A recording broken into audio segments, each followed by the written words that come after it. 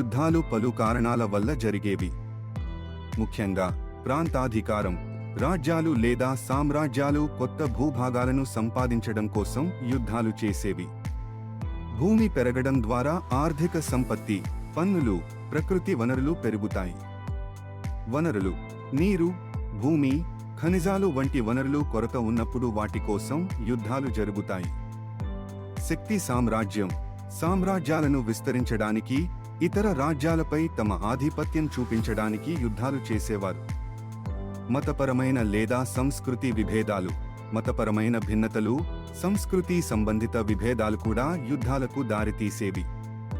పగ మరియు ప్రతీకారం: గతంలో జరిగిన ఓ దుర్ఘటనకు ప్రతీకారం తీర్చుకోవాలన్న కోరిక కూడా యుద్ధాలకు కారణమయ్యేది.